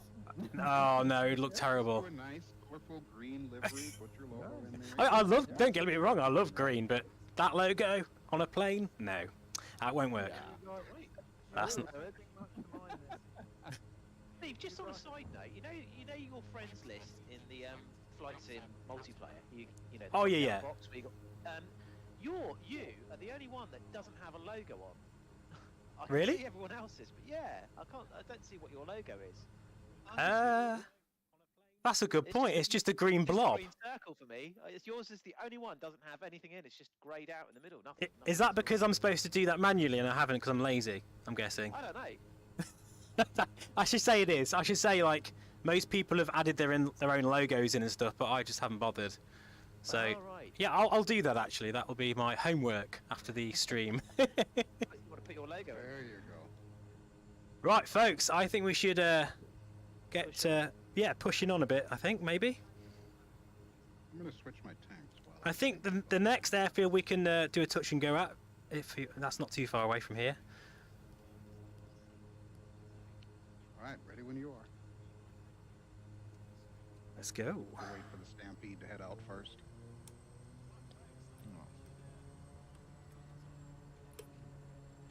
And they're off. I can imagine we're going to be on the local news in this area tomorrow morning. 40 plus planes taking off on an abandoned airstrip. Who's gonna hit the cabin? At the end. Yeah, it was a stupid place to put a cabin. Hey, Oh yeah, watch out for that tree. Yeah. But the view in the RV is magnificent. it's a shorter airfield than I thought it was. There we go. Yeah. Ooh, that was close. That was a bit sprightly. I don't know how much space I've got behind me. I'll join David. I'll fly with you, David. Ooh, this thing is so slow compared to the Chancellor. Looks like Duckspeak has crashed. Duckspeak has crashed in the mountains. He needs a rescue. Oh dear. Oh. What happened? We need to have Sergio on retainer here. Yes. Use the magic yaw. Martin as well. Yeah. I'm not getting enough power. Oh dear. What are you doing? Cutting trees? Yeah, I think so. Government also, they're like, oh, in the woods. What are you doing there? There's no goal there. He's in his kitchen, carrying something. Come on, even Sven is in the air. Even Sven's in the air. You have to be in the air to be able to crash. So there's no excuses. This Sven's made it. Slow mode in F4. I think there's a nice dam over here on this lake. I think it's a dam. Yeah, I saw that, Steve, earlier. Yeah, that looks fantastic. Oh, yeah. Is that below us now, Steve? I was going to say, Steve, it looks a bit sort of Peak District. Yes, it does. This area, yeah, definitely. And it is a surprise, as you say, it being so lush and green, and that's exactly what it looks like in real life, of course. I think that's why I was so impressed with this area, because you've got like the craggy rock faces like you'd expect in, say, the Dolomites, but yet you've got this like lush sort of countryside as well. So it's like, is this really Spain? But you know, it's beautiful. Yeah. Just on that note, Steve, I'm super excited about the next World Update, 'cause it's got Malta in. Oh yes. I have quite strong connections with that. Oh, my brilliant. mum's Maltese, and I've just booked my holiday there in August for Malta again. So, Nice. Yeah, looking forward to that one. Well, I was actually going to suggest for the next live stream, if someone wants to kind of do the flight plan and maybe even do a tour, because I think from now on it'd be a good idea if anyone wants to kind of maybe take it in turns flying in someone's local area and someone's back garden, and then you know. Well, Malta's very small, Steve. It's a bit smaller than the Isle of Wight, so it doesn't take long to go. Oh, I'll do it in ultralights or something. Microlights. Well, Pete, we can do Cape Town, of course. Yeah, I'll have to think about that one, because obviously Italy's part of it as well. I would So. love to visit. You could do a helicopter, Steve. Everyone can get the H135 for free, can't they? Yeah. And don't need Airland FS to run it, so it's just a free download and can be done. Yeah, what you're thinking. Or a helicopter. You'll definitely see me crash on live if I fly a helicopter, that's for sure. I am literally the world's worst helicopter pilot. That's so bad.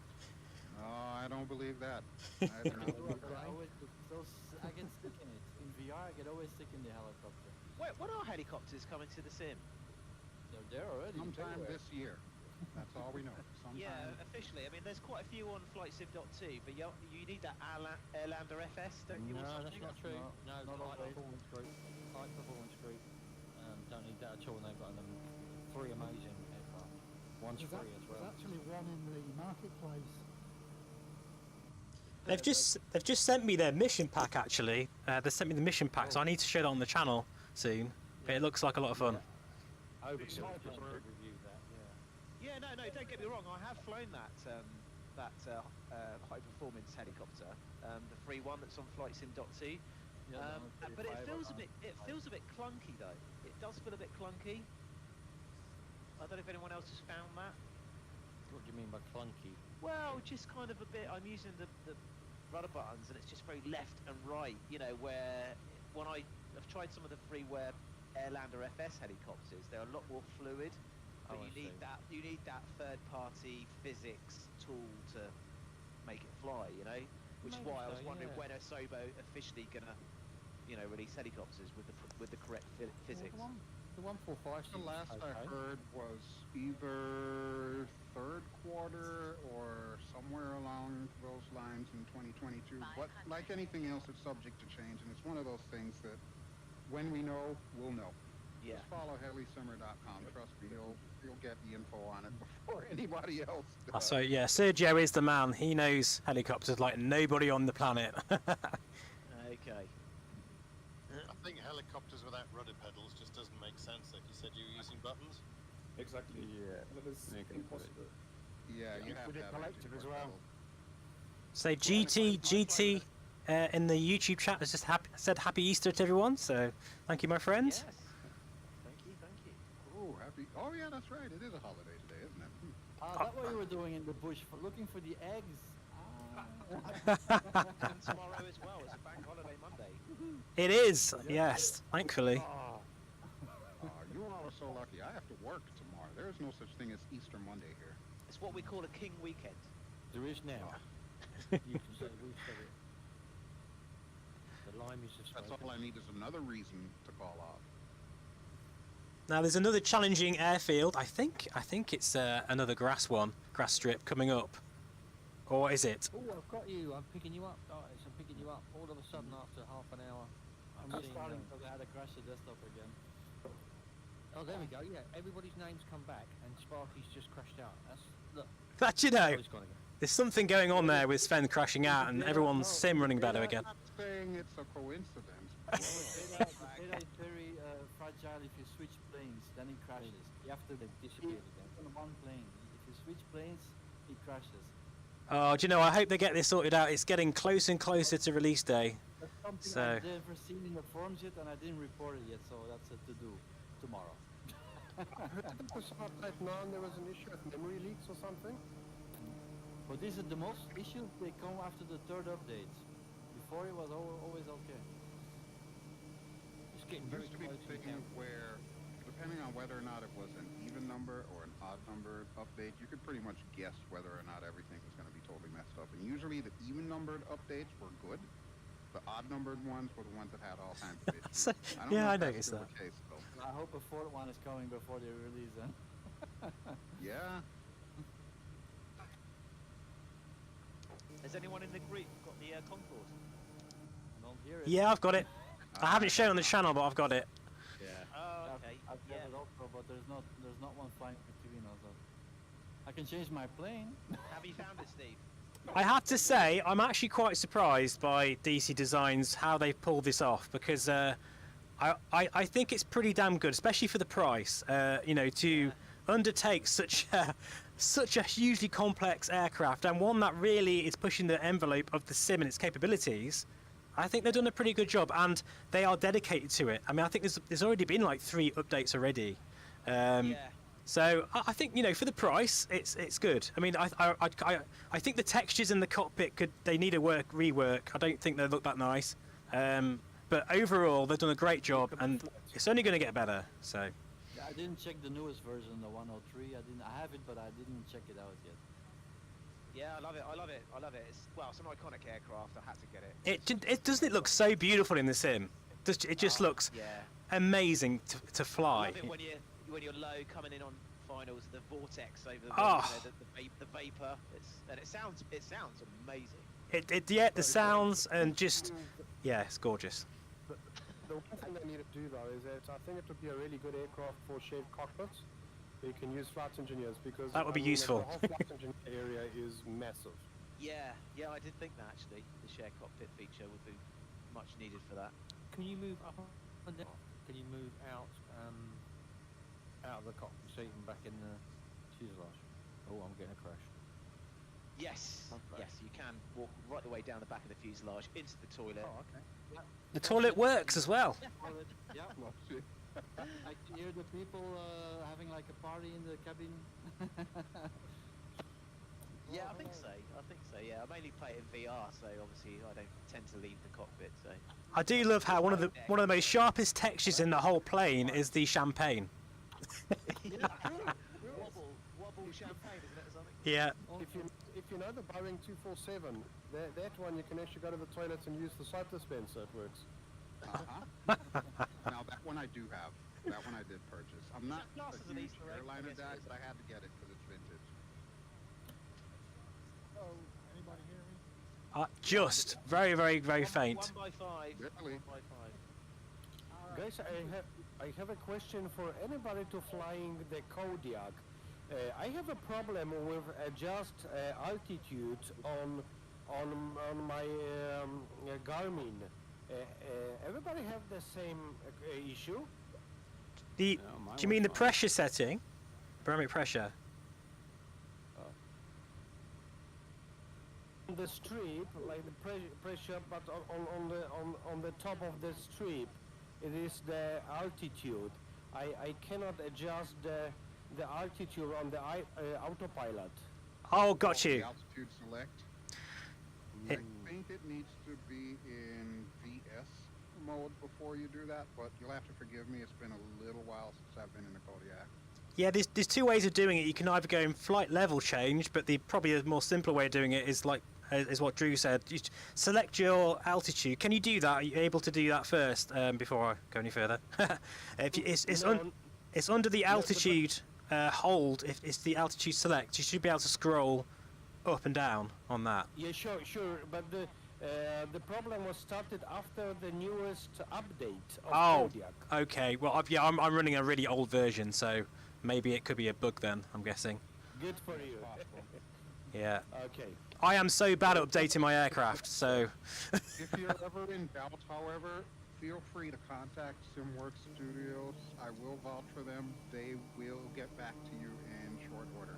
But if you're going to do it, you might want to do it quickly because they are taking a well-deserved vacation for like the next couple of weeks. But I think they're still on duty until like middle of this coming week. So they really do deserve it. Like a message on Facebook or something along those lines, and usually they'll get back in touch with you. I'm on the latest version, and my altitude is working with a mouse and also with a honeycomb Bravo unit. Just say, guys, careful your engine failures over this massive lake. Oh boy. Asking about the lake is great. I can't remember the name of it now, but yeah, this is it's a beautiful lake. It's huge. Well, while I'm on the subject, whenever I post a video that's supposed to be like a preview or something like that on any of these aircraft, if you have any issues or if you have any problems or questions for the developer, feel free to leave them as a comment. Since I do talk to the developers that, give me stuff to preview, I don't mind passing that information on to them. Just don't inundate me with requests and tech support and anything. You've done it now, that is it. Really can't sort out, and it's not in the manual, yeah, feel free to leave a comment and I'll talk to them and let them know. Talking of that, Drew, what is your sort of plans for any future content that you'll be able to give us? You got anything in the works, any aircraft or anything really? Well, I know people keep asking for the Arma 3 series. Yes, please. They want season 2. I would love to see that. That's one of those that takes a lot of work to do because not only is it the missions, the recording, making sure the AI works, but then I also have to do every single voice associated with all the characters. So that's going to take a while still, unfortunately. Sorry. No, do you know what? When I watched your last one, it's like a feature-length film and all the characters. I just cannot imagine how long it would take. That was the idea. Yeah, fantastic. It was supposed to be basically like, I don't know, I guess a modern-day version of G.I. Joe type of thing without actually getting sued by Hasbro for copyright infringement. Other than that, the only other things are the usual things: DCS, Microsoft Flight Simulator, X-Plane. I'm holding off on X-Plane until I get access to X-Plane 12. Yeah, I've decided to do the same thing now. X-Plane 12. But as soon as that comes into play, then yeah, you'll probably see more videos with that. Skyrim, well, all of the Skyrim VR series was recorded back in February, so you will more than likely see that every single Sunday until July. After that, depending on if I can find something else interesting, like an interesting mod to show off or whatever, I might do extra episodes or not. Failing that, I need to do some more IL2, and yes, of course I need to get back in my DCS. But again, DCS is one of those where I've got to create the missions, so might take a little while, but I will get it done.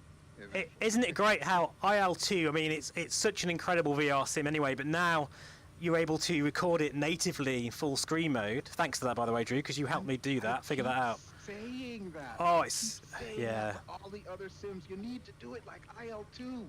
Absolutely, because it just looks so good. Showcase your sim.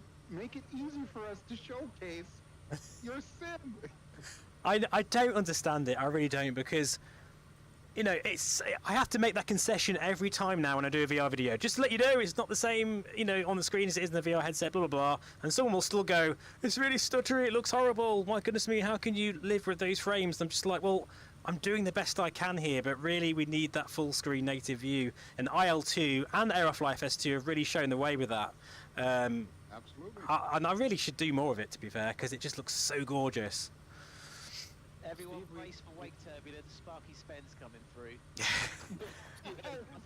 It's a touch and go at this next one, folks. Touch and go. We need you to do some DCS settings videos, especially with the OpenXR toolkit. Yes, honestly, yeah, a few people have, to say the least, have asked me to do that. I'll be doing that probably next week, hopefully. I've got a video pretty much all done already, so I'll be showing that off. But it's made a huge difference to performance. From me, because I need to see that. A lot of people have been talking about this OpenXR thing, and I have yet to try it. Oh, Drew, you will honestly, in fact, it really is. I mean, I hate saying game changer because it's such a fad of a word these days, but it is. It really is a big deal. I'd imagine everyone here flying today is using the OpenXR toolkit, I'm guessing. Absolutely, yeah. Yeah. It's gained me about an extra 5 or 6 frames, I think. Yeah, it really is. Oh, Sven, you're in the Concorde? No way. Yeah, I'm trying. I thought I heard something earlier. I have some fuel issues.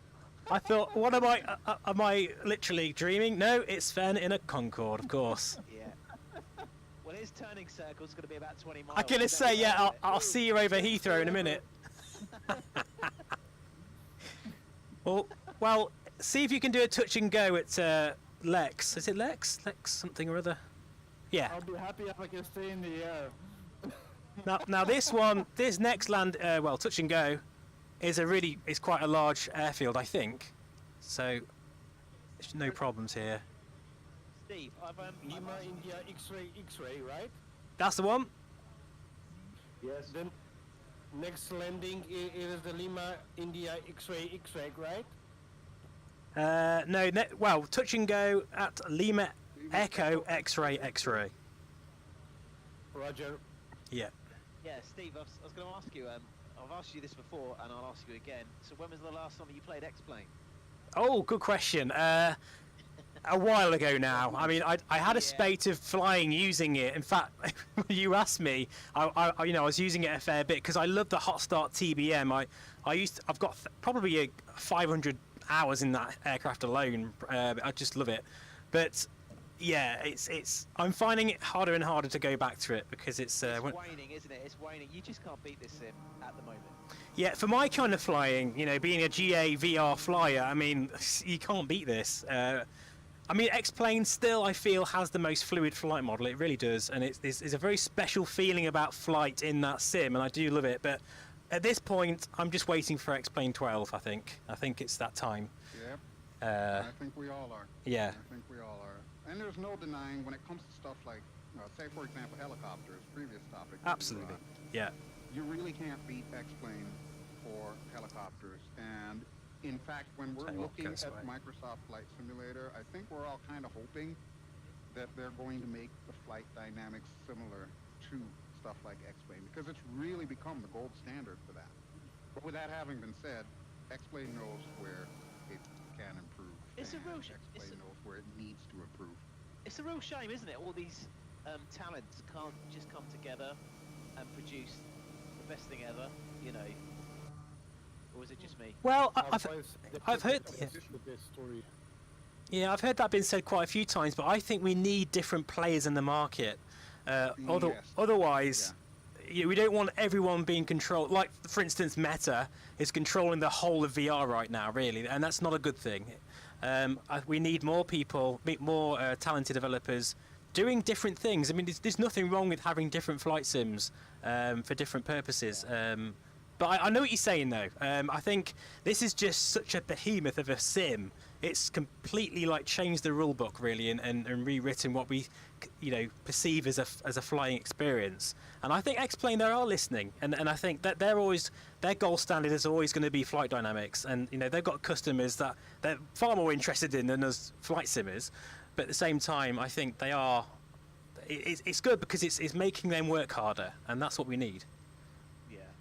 And where am I? Such a small workforce, though, isn't it, Steve? Yeah. I think there are, what, 30 or less people employed? So, good luck to it. Kind of behind the 8 ball on that. Steve, I would like to ask what you are doing now, or any actions for community, Microsoft community. It is the full-time job, or it is the still hobby? Oh no! I'm just doing it as a bit of a laugh, to be honest. just as a hobby, and just to engage with the community. I mean, I just love doing it. But I've got.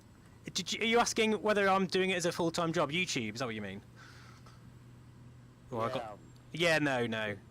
By the way, thank you very much for all any actions where you did and do and will do. Thank you. Oh, my pleasure, my friend. Honestly, it's moments like this where we're flying together that I remember how much I love doing this, because I've kind of sometimes you kind of think I can't be bothered to make another video, and you kind of lose the interest. But then I remember why I love doing it so much, and it's just because I just love sharing. The only reason why I started my channel was because I had to shout about it. I had to shout about the fact that VR and flying is such an amazing experience that, and my friends and family think I'm all crazy because you are. So I am, yes, but there's not that many friends that love VR like I do. In fact, Dave is in this group somewhere. I think you're here somewhere, Dave. Are you? Yep, I made it. Hello. Yes. But there isn't many people, is there really, Dave, that we know that we can talk to about VR the way the No, there aren't. So that's what started it off for me, really. Yeah. But you're 100% spot on when it comes to that. And this is exactly what it's all about.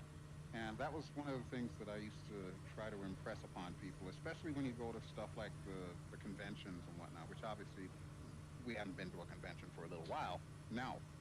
But doing this online and watching the community come together and just have fun. Yes. Sunday afternoon, this is really what makes it worthwhile for people such as ourselves that create content. It is, seeing stuff like this. If you just think about it for a moment, we're getting together from all over the world in VR, flying in this incredible scenery with all these different aircraft, talking like this. It's absolutely mind blowing, isn't it? Really. It is definitely better than war sex, isn't it? Just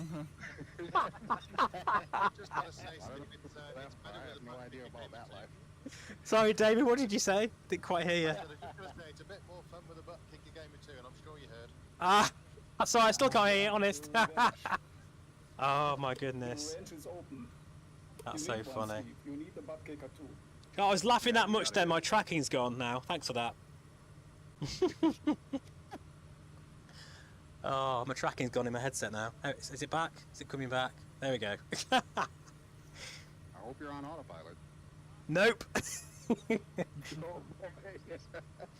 Is everyone still on lifetime live weather? Yep. Yeah. Do you know what? I've been. Is it nice? I might change because I've just been Yeah. using a few clouds. It's getting a bit sunsetty now, but we're getting there. Here we go. Let's have a look. You know what? I'm not on live time. I am on live Oh weather. wow! Yeah, you're telling me that's gorgeous, isn't it? Oh, that's much better. I dare say, night and day. Yes. The sun is coming down is nice. Oh yeah, that's beautiful. I think we're going to make a landing at dusk, aren't we, Steve? Yeah, I timed it correctly for that. Honest. Yeah. Yeah, I think you're right. Totally, man. Right, bit of a 90-degree turn here. I don't know why I put this in, but hey, that's fine. Oh, I know why. Braking left. Yeah, I know why, because there's a lovely sort of region of mountains over here that I didn't want to miss out. It was actually quite difficult making this flight plan because I wanted to utilise some of the airfields, but there's not many around here. But hopefully it's I think it's really shown off the There's not Pecos many region. airfields. I'm looking all over and I see, fallow fields down below. You could land on that. Come on now. After the first one, I think we could land anywhere, to be fair. Exactly my point. As long as there's no cows in the way, you're good. So, as another question, Drew, as a Oculus or Meta user, whatever you want to call it, using the Rift S, are you thinking about, your next VR headset, or are you still quite happy with the Rift S? I mean, the Rift S is starting to get a little long in the tooth, but I don't want to go to the Quest only because of the fact that, the whole wireless thing, the USB cable. I'm actually looking more towards something like the Reverb G2. I would love to say that, I'm going to look at your favorite headset. Yes, cough, cough. We both know why I cannot look at that particular headset. Yeah, it's ouchy. Everybody in. I can't use the Varjo because I currently run an AMD. Yeah, graphics card. I run the Radeon 7, and they have no plans on supporting AMD cards. So as long as that is in place, I can't use the Varjo. So the Reverb G2 is what I've been looking at, but I'm not quite ready to commit just yet. When the Rift S kicks the bucket is probably when I'll buy a G2. Yeah, that's fair enough. Yeah, I'm pretty much in the same boat. I've got the Rift S just now. I mean, it's alright, the picture quality is good resolution, but when I do upgrade it will be most likely the G2. Unless, of course, something good comes in the interim, then I'm open to considering. Like, I really had high hopes about that Arpara thing that you showed a few weeks back. Yes, yeah. And it broke my heart, the stuff that you had said about it, which honestly, I've come to know that if you say something about something, I need to pay attention to it, because you know what you're talking about when it comes to VR. So for you to say that about it, I'm just like, well, I can't get it. I can't commit to it. Yeah, no, thank you. No, I know I can be very enthusiastic sometimes, but also when things need to be said, I always say them. And with that, I just could not recommend it. I could see what they're trying to do with it, but it's not ready. It's still an alpha product. I appreciate that. You yeah. tell it like it is, which is exactly the kind of thing that I look for whenever I am cruising YouTube and looking for somebody to watch. I want someone to give me cold hard facts. I get that you are enthusiastic. I get that there are certain things that make you happy, and believe me, I'm grinning on the other end too. But I also need to know when something sucks. Absolutely. Because I am the kind of guy that I will spend money and ask questions later. And if someone can save me that problem, please do. It was the same with the Vive Pro 2. HT, I had a massive sort of a conversation with them, although it felt like an interview actually, because they're asking me loads of questions. And then they let me sort of loan this Vive Pro 2, and they were absolutely gutted when I reviewed it, and I was like, sorry, but it's just not there. And I was so, again, I was disappointed because that could have been so much. It could have been a huge headset for them, a really huge success for them. But it was a lazy product. And I don't know if anyone's got a Vipro 2 on the chat on the channel at the moment, but I mean, it's it's okay, it works fine, but it's just it falls down in too many crucial areas. But with the Apara, my God, no, I really would not recommend that at all, because I mean, the thing just kept breaking on me as well. Like, the software just kept crashing, regardless of all the other stuff. That's a big one with me. I like to have anything that I own last pretty much forever, and if that is not the case, then that's an automatic disqualification as far as I'm concerned. Yeah, you've had the Rift S for 3-4 years, surely. Literally Must be. Bought it day one.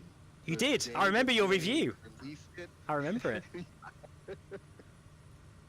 In fact, I think you bought that before I bought mine, and it was your review that's persuaded me to get one. I'm sure of it. Yep, that was one of the more popular videos at the time, because at the time nobody else had really gotten it, and everybody was kind of sitting on a fence because we had the CV1. That's right. The CV1 yeah. was okay because it's all we really knew. So, everyone was waiting to find out, whether or not the Rift S was going to be the CV1 killer, and thankfully, glad to say it was. I remember now. It's all called back to me. I think I said to you, no, I'm not going to buy the Rift S. I'm really not. I watched your review, went straight to the shop, bought one. That was it. And I remember that week on the Facebook group, there was just people with pictures showing their Rift S's. Like, yeah, I've decided to buy one because of Drew's video. So, yeah, I remember that. You're probably responsible for quite a few people buying that headset. But it's a great headset, actually. I don't think Ed ever gave me any money for that, so I'm feeling some kind of way about that whole thing. Probably about the same way you feel with Varjo. They owe you some money big time. Yeah, and the G2 as well, like the reverb. It's actually quite scary to think how many I've probably sold for them. But hey, if something's great, I'm happy to chat about it. And equally, if something is not so great, too as well. Yeah, Uva, I'm sorry, Uva. I am responsible for a lot of your purchases, but I think so far you're quite happy with them. So yeah. After a whole group of angry wives meeting, yes. The I Hate Steve Club. I keep having nightmares. Keep thinking that I'm going to have some sort of pitchfork, like it'd be outside my house. There'd be just loads of wives from all over the world, like finding where I live. Yeah. You're not that far away, Steve. Just remember. That's true. Yes, don't remind me. So, Steve, if you have to pull out your crystal ball, what do you believe is coming in the near future? You think we'll get a Reverb G3? Because they've been very quiet, HP. Well, to be honest, I can't really say too much. I do know some stuff, but there's a lot I don't know. Don't get me wrong, it's not like I know everything, far from it. But I think HP will be, I'm sure they're working on the G3. I can't say for certain, but it would be very bizarre if they wasn't, because it's been a huge success for them, the Reverb range. And you know what, I think personally, headsets like the Aero has made the Reverb look better, in my opinion, because there's nothing else out there with that level of clarity for that price. There just isn't. So yeah, I do think there'll be a G3. Obviously the Camry is coming with its pancake lens design, but I'm not so sure about that at the moment. Some of the reviews on the Cambria, from what it looks like it's more of an AR headset than a VR headset in that design. I mean, I saw MRTV came out with with a little bit of an explanation on it. So it doesn't look that much like a VR headset. Yeah, I think some people are kind of waiting for the next big thing, and really, I don't think there's going to be anything that's going to compete against the Aero for a while. I've said this for many months now, and I still feel the same. There's nothing going to be coming out that's going to compete with that level of clarity. I don't even believe the QLED series of headsets are going to compete with the clarity of the Aero at all, and I am concerned about that 12K. Running that, I just can't see it. But I'm gonna be getting one soon to review on the channel, and I'll soon tell you. Do you think they're waiting for the 40 series cards to come out, Steve? No. Marry up with those, or not? No, they've already got this headset's already made. It's already there. They're just having to make sure that they can produce them in bulk. That's the problem, because getting these panels is really hard right now. So you know, I'm trying to get them, you know, I'm trying to convince them to send me one as soon as possible. But obviously, you know, in fact, they want to do like a YouTube thing where we all go off to China and try it out. But I don't really want to do that. I'd rather just try it in my own home, because then I can be more genuine rather than being there surrounded by loads of Pimax PR people. I'd rather just try it here in my own space.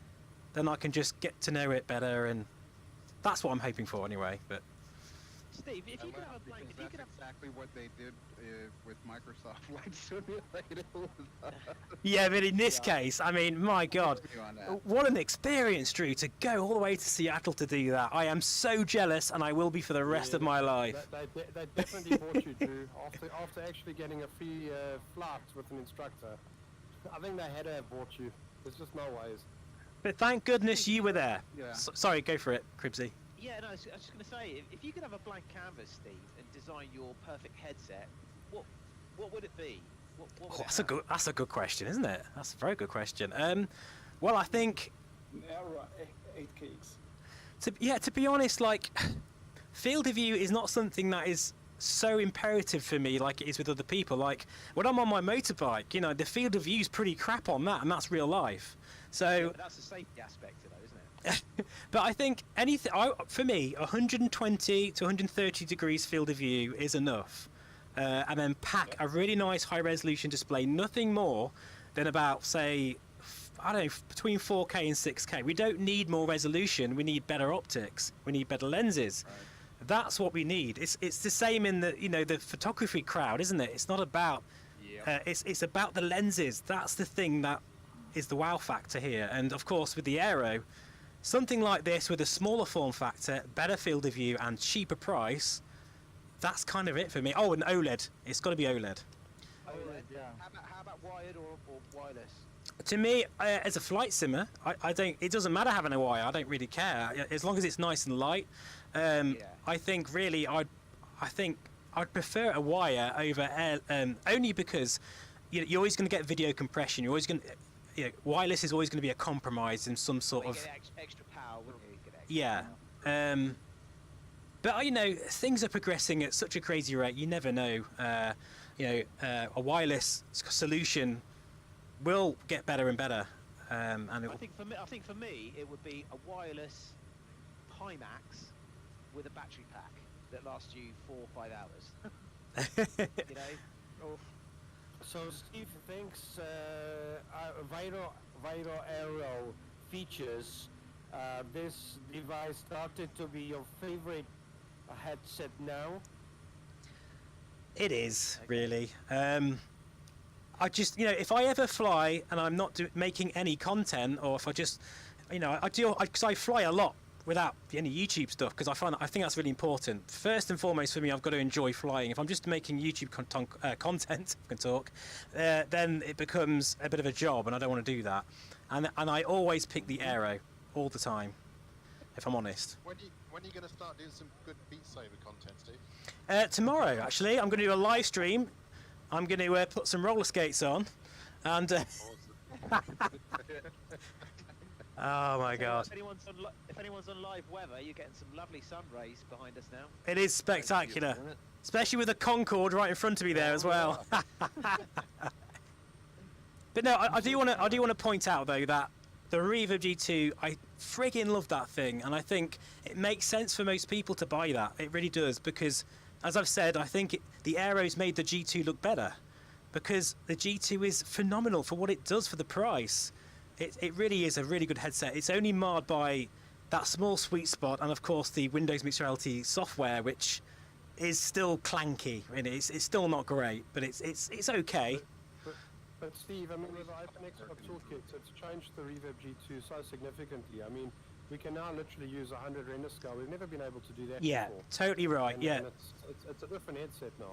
It is. The OpenXR toolkit with NI scale and everything, it really is beautiful. It's a great display, and I think, you know, for the price difference, it doesn't translate in terms of, you know, the Aero is so much more money because it's at the cutting edge of technology. That price will come down eventually, and who knows what a G3 might bring as well. So if you're not sure, if you're a bit, you know, just stick with your G2. It's a great headset.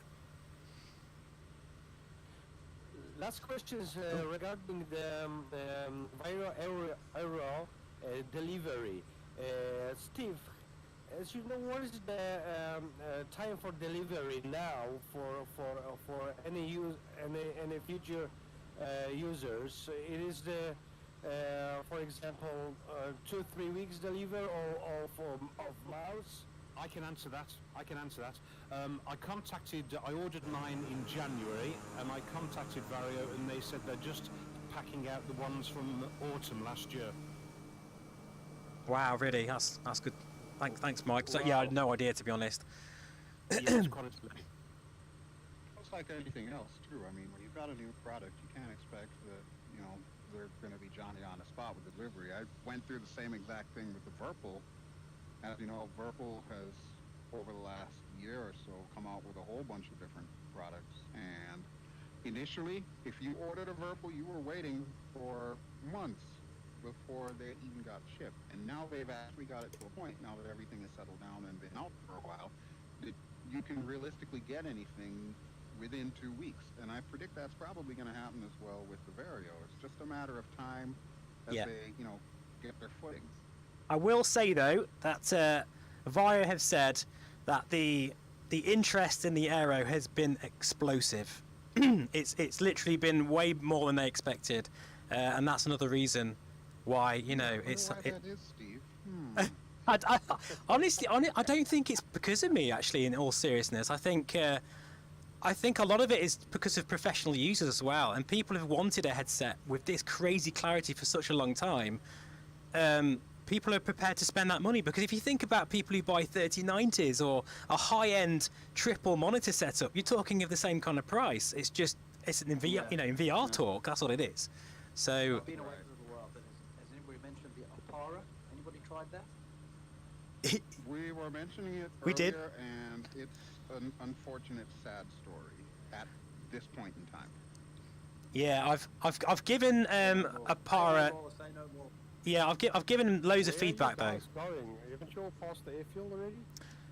I'm just doing a long base because I'm enjoying the photogrammetry here. This is Bilbao, which I think the photogrammetry around here is pretty spectacular actually. I thought it'd be a nice way to finish. That's beautiful. Lovely. It always says runway 30, by the way, in case anyone was curious. No excuses for this runway. It's pretty long, even for Sven. I think you can get the Concorde down on that, I think. Yeah, but it's a big truck after turn. I'd like to give a good shout out to VR Opticians. I ordered the lenses for the Varjo, and just over a week later they arrived. I thought that was excellent service. That is good, yeah. Yeah, they're really quick. Oh, wow. I was blown away, in fact. G2 as well. Yeah, I'm wearing the VR optician lenses as well, even though I don't wear glasses. I like them because it protects your lenses, and of course you've got the blue light filter as well. I've got a discount code somewhere, but I'm really crap at promoting it. I don't know what it is. I'll have to find out. I did, Steve, thank you. Did you? Oh, good. I'm pleased it was useful to you. That's good. But they are top quality lenses. They're very good. So to be clear, the delivery time now it is the months, not the weeks. Correct. It is correct, right? Yep. Yeah, it's always been months. I ordered one a month ago and they told me 3 to 4 months. That's for Europe. Guys, all I'm going to say is it's worth it. I know it's a long wait, but this headset is friggin' awesome. It's the best out there. I love it. It's incredible. And if clarity and comfort and all those things, even just like at the moment I can feel the fan on my, you know, just lightly brushing. Like I'm sure other Aero owners can feel the same. Like it's so refreshing. It makes you feel more sort of refreshed in VR, because you can feel a bit you know, cloggy and oh god, quick. You can feel a bit groggy in VR after a while, but with that fan it makes such a difference. Where I can see you. That's I've just missed you. There you are. Oh, you're down. Brake! How do you brake? Reverse! Thrust! I reversed, but it didn't work. I didn't configure it. I'm on your right as you're coming past. That sunset is gorgeous, isn't it? Wow. I'm running out of runway. I think now is a great time to extend your downwind and or final approach. I'm just saying. I made it without crashing. where are all going to park so we can get a good group photograph? Yeah, I think most of us are going down that way. Terminal? Sort of. Yeah, on the left as you come in from the city, town. Yeah, we'll do that. You're coming to me, I'll come to you. The approach is beautiful. So let's all form up on Doberman. Let's all form up on Martin. Doberman 5762. Roger that. Who's it, Charlie 4? Alright, turning to base. Does So- this Concorde turn well? I don't know. Yeah, Again, it guys, turns. if you haven't already, please subscribe to Beljo's channel because you're just gonna really love his content. It's very different from anything I've come across on YouTube. It's more like you're kind of subscribing to a series, you know, like it's not like normal YouTube content where it's all over dramatized or there for views. It's there just for the passion of whatever your story you're telling, you know, whether it's armor or flying or anything. So yeah, I'd recommend. You mean it's just like yours then? Well, There you go. no, honestly, it's please subscribe to him because he deserves 50,000 subs. It's not fair. I think you know, you don't really promote your channel enough, to be honest. I have a 3 on the threshold of 30. How's that possible? I'm coming over the grass to you people. Oh boy. Can a Concorde do that? Yeah, I can hear shit. Off-roading in a Concorde. Or what am I saying? Sven's flying, of course. It can only be Sven. I always take shortcuts. Is it by the books? No, but that's okay. But my nose is down. Hey, everything works. I can't believe we've timed it so well with this sunset. That's fantastic. Yeah, nice one, Steve. Yeah. Lovely. Alright, I do have my lights on, right? Yes. I had to check there. So take a look outside here. I presume we are still live on YouTube. I haven't really checked this time round. Sorry guys, if anyone's... Hold on. Turnout tonight, Steve. Yeah, amazing. In fact, what I'll do, I'll just say bye to YouTube now. If anyone's been watching, thank you so much, and I'll see you again very soon. And now I've got to work out how to stop stream. Okay, close your There we go. ears. That's it. We're Cheer- clear. Everyone's swearing now. Cheerio, yes you can. Oh wow, that Concorde is loud. Yeah.